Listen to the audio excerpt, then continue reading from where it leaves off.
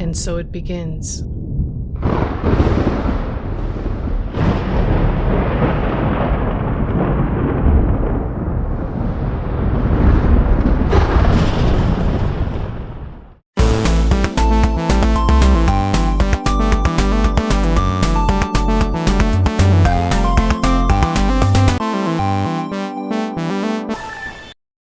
Now these two machines are a bit of a mystery. I got a pile of Luggables, and in amongst them, as we've seen, there were some Bondwells, some K-Pro 10s, and there was a compact 286, which was destroyed, unfortunately, internally. So I have not bothered with that. There were these two machines I thought maybe compacts. So on further inspection, I found they weren't. They were TransData. Who's TransData, I thought? I've never heard of you before. And so, this is where the journey begins. Oh, and a quick note, if anybody has any information on these, could they please get in contact with me below or via my email? It would be much appreciated. Thanks. So, grab yourself a drink, something to eat, sit back, and I'll show you my journey with the TransDatas. Hey guys, just a little bit of a quickie here for you.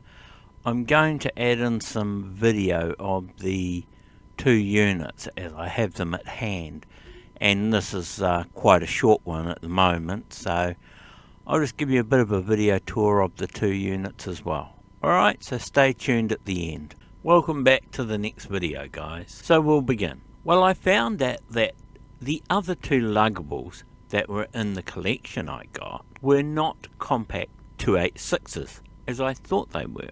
They seem to be a rarer unit called a TransData, and these were made by a company called TransData Inc. They are a plasma Luggable. The only info with reference to them I could find is in a book I found on the net, and it was about the birth of the Luggable and laptops of the 1970s. I did find a web address for TransData, and I had emailed them for any other information that they may have or could give me. So I had my fingers crossed, but as of now there has still been no reply at all. In this picture you will see I have put the book that I found this information in. This is the book that came in the new case. There was two cases. One was newer than the other. But as you can see, the book is toast. Well, the good news is that the case looks in really good order for its age. The floppy drive and power supply are from the other TransData PC, which was sold in 1989. The plasma is an awesome setup, and I am itching to try it out, as it comes with its own 8-bit card. The card needs cleaning, it's got some gunk on it.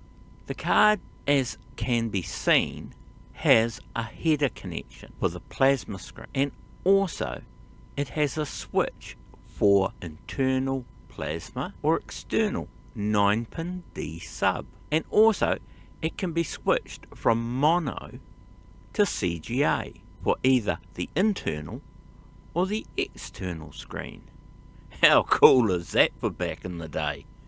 The company that sold these two units back then in New Zealand was called Computer Brokering Services Limited Wellington, and I have a vague recollection of them, as I am from Wellington in New Zealand. And this is the picture of the newer unit, and it has a number of 241, this being 1989 to 1990. The units have a nice long screen release bar on the top, and you have 4 settings to put the screen on at different angles. This is a picture of the screen when it is down, but the keyboard is not clipped in at this stage. This is the older unit that I am fixing the motherboard that was inside it. The floppy drive from this unit is a 360K, and I think it is in a clean condition as well. Here is a picture of the floppy drive and power supply subframe with room for a hard drive to go in. Neither of the units had a hard drive. So this is what the unit with the keyboard in place and locked looks like. And here are a couple of pictures of the keyboard locking keys, both in the closed position and in the open position. This is to release the keyboard from the case. And finally, the original label that is on the floppy drive and power supply unit of the old one shows that it is unit 217. Okay, so to this point I am waiting for some more information. I think the plasma is a CGA mono compatible screen. Well, I hope so anyway. The second TransData unit was a somewhat complete unit, and on opening up the case it seems okay, but then I noticed the battery. It had gone on the 286 motherboard. Well, Barter did a job on the 286, so I decided cleaning it up in that battery area was the best thing I could try and do for now. So while doing this, I looked and I had to remove the keyboard plug, as it too was badly corroded. So after that I checked the board and I may be able to save it, but we shall see. I will give it a go and see how it comes up, as I'm not too worried because I have some 286 motherboards lying around, and this is just a standard 286 motherboard. The units have their own video cards with an internal LCD connector and an extra 9-pin monitor connector, and with an MDA RGB switch and also an LCD external switch on the cards. It just needs a new connector. The one on it needs replacing, as on closer inspection it looks like it's been played with. So I have done some cleaning of the generic 28610 motherboard, and it looks like it may be okay and savable after all. The last pic shows the only problem I found, and it was a pad with a keyboard plug. This was on the top layer and it was gone, but under that the rest are fine, and the top one was not used anyway, so there is a plus. The underside of the board seems to be okay as well. I did notice the keyboard ROM socket has 3 to 4 discoloured sockets in it, so I may as well just remove it and replace it. I have those as well, and this is just to be safe. Now to get a 4-pin header and a keyboard socket to fix the PC board. Okay, I have replaced the keyboard socket and then decided the keyboard IC socket looked very bad, so I have removed it and replaced that too. I installed the card and I put the cable on the plasma, and then on the card at the back I set the switch to plasma internal, but I don't know what goes where on the card, or on the 286 for that matter. I plugged up the power supply and powered it on. Wow, it booted! Quick, get the phone and take a picture of the boot screen, I screamed at myself, as there is nothing on the board to ID the maker. I mean nothing at all, zero. And I'm not the only one who has one of these. Then I came back into the kitchen to a plume of smoke. Damn it. And I turned off the unit. I took out the power supply, and looking inside I saw an electrolytic capacitor had gone and blown its top. Bugger. And looking in my box, I don't have a 22 UF at 250 volts. More waiting.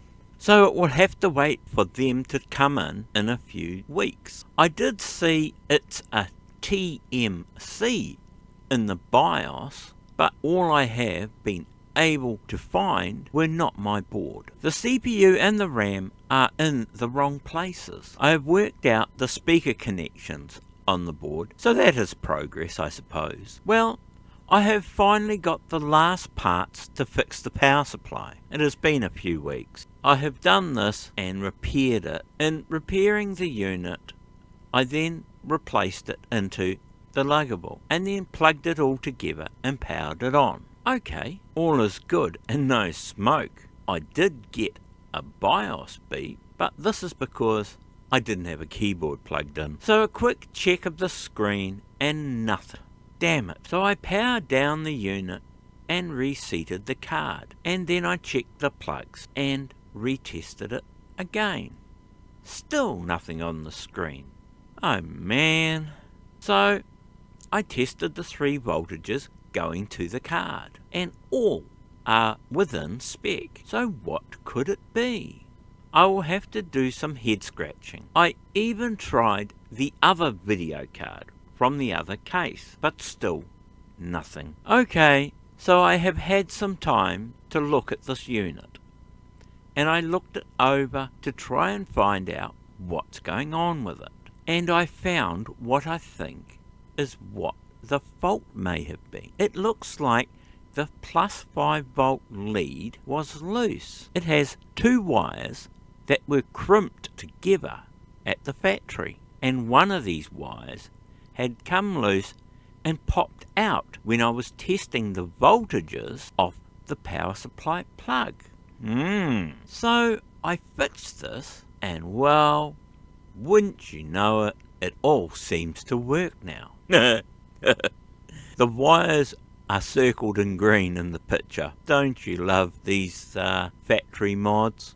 And here is the proof in the pudding. Well, now it's time to connect a keyboard, and let's see if this thing is going to work properly or not. So this is where I finished my journey with the TransData.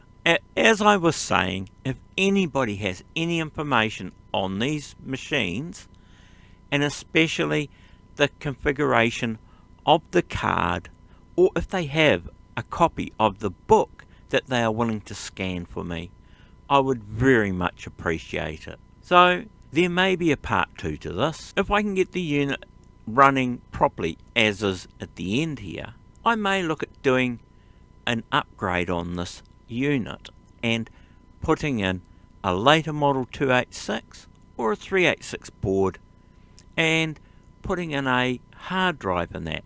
I think that would be an awesome video to do. Let me know what you think in the comments below, guys. Anyway, I think that's enough prattling on from me that you've had it by now. And as I say always, guys, have a good one. Ciao.